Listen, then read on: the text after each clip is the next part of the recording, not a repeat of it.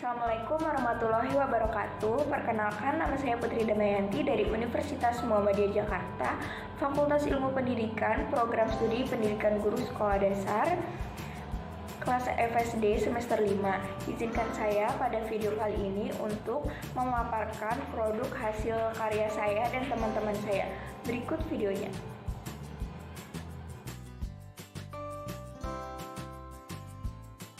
Program Pendidikan Ilmu Pengetahuan Sosial yang komprehensif mencakup 4 dimensi, yaitu dimensi keterampilan, pengetahuan, nilai, dan sikap, serta tindakan. Dimensi pembelajaran ilmu pengetahuan sosial perlu dikembangkan dalam proses pembelajaran mengajar di sekolah melalui suatu pendekatan sains, teknologi, dan masyarakat.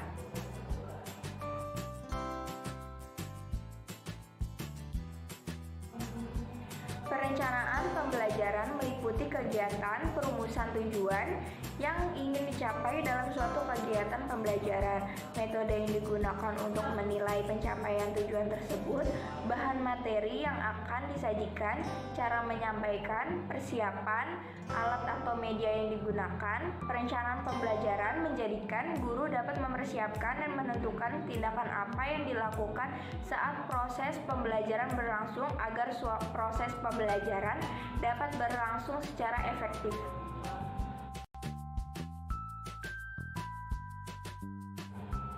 Produk ini berupa minibook yang berjudul Sejarah Pahlawan untuk kelas 6 sekolah dasar.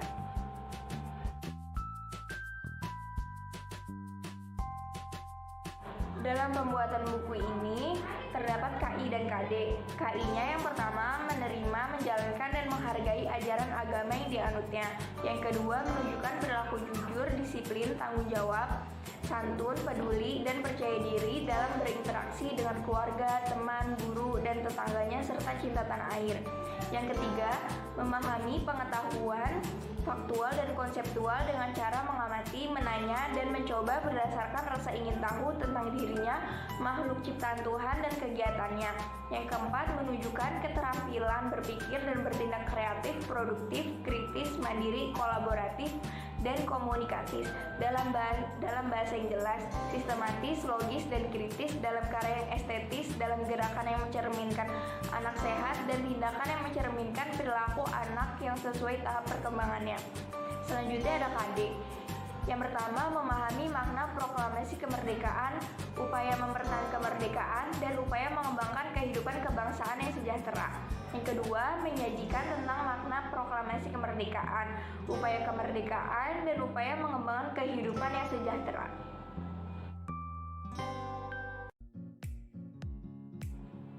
Kendala yang dialami saat menyusun produk itu yang pertama waktu, dikarenakan bentrok dengan tugas lain. Yang kedua, sempat menunda pengerjaan dikarenakan harus segera mengerjakan tugas lain.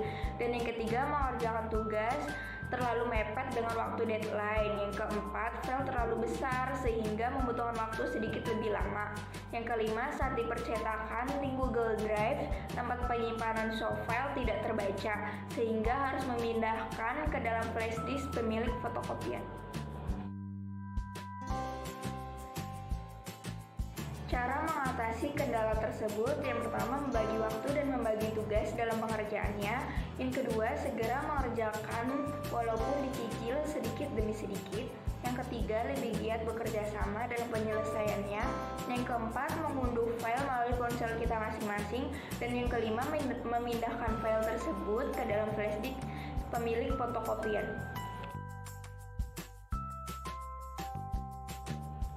Manfaat produk yang dihasilkan, yang pertama itu manfaatnya adalah dengan mempelajari sejarah perjuangan pahlawan nasional Indonesia, anak-anak sebagai pelajar bisa tahu bagaimana perjuangan pahlawan menjajah demi kemerdekaan bangsa ini. Jadi mereka bisa terus menghargai, mempertahankan perjuangan pahlawan dengan cara belajar dengan sungguh-sungguh.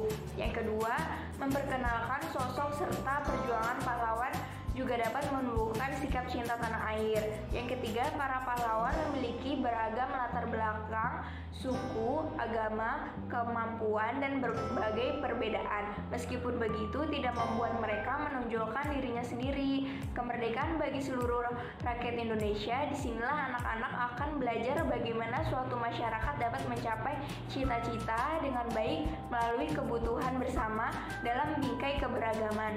Perbedaan bukan untuk dipermasalahkan dalam mencapai tujuan bersama.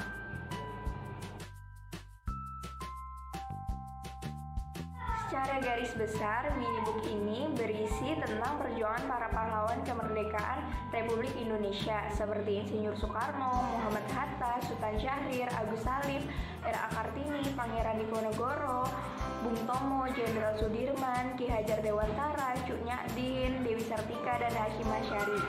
Di dalam buku ini juga kita untuk selalu menghormati jasa para pahlawan, karena tentu saja menghormati mereka bukan hanya dengan mengenang masa lalu.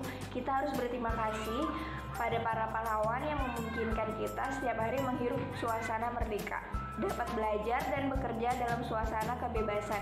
Salah satu manfaat dari ditetapkan figur-figur pahlawan dan penghormatan atas mereka pada Hari Pahlawan ialah agar generasi-generasi berikut dapat memiliki contoh keteladanan dalam hidup bersama.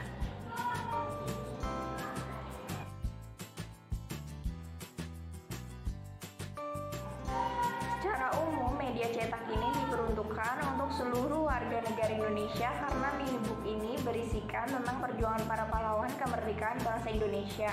Karena sejarah bangsa dan negara Indonesia mencatat perjuangan untuk merebut kemerdekaan dan kemendirikan NKRI membutuhkan ikatan persatuan dan kesatuan yang kuat. Komitmen para pejuang, pendiri bangsa, dan para pahlawan untuk mempersatukan bangsa ini melahirkan sikap kepahlawanan sosial, serta menguatkan memori kolektif bangsa saat itu supaya berani bertindak nyata untuk melawan penjajahan dan ketertindasan akibat kolonialisme dan imperialisme. Dalam perjuangan mendapatkan kedaulatan NKRI, pahlawan berjuang tanpa rasa takut menghadapi kecanggihan teknologi kolonial, pantang mundur walaupun teman berguguran tanpa pamrih, bahkan mengorbankan harta bendanya sendiri, rela meninggalkan keluarga dan saling mempercayai serta keyakinan yang kuat. Maka dari itu, buku ini kami buat dengan harapan agar banyak orang mau membaca, memahami, merasa bangga, dan memiliki sikap cinta tanah air yang tinggi sehingga Indonesia semakin maju. Tahapan proses pembuatan. Yang pertama, menyiapkan alat dan bahan seperti handphone, laptop, dan jaringan internet. Yang kedua, mencari materi dari berbagai sumber di internet. Yang ketiga, menentukan template sebelum proses pengeditan. Yang keempat, melakukan pengeditan dengan aplikasi Canva. Dan yang kelima, percetakan.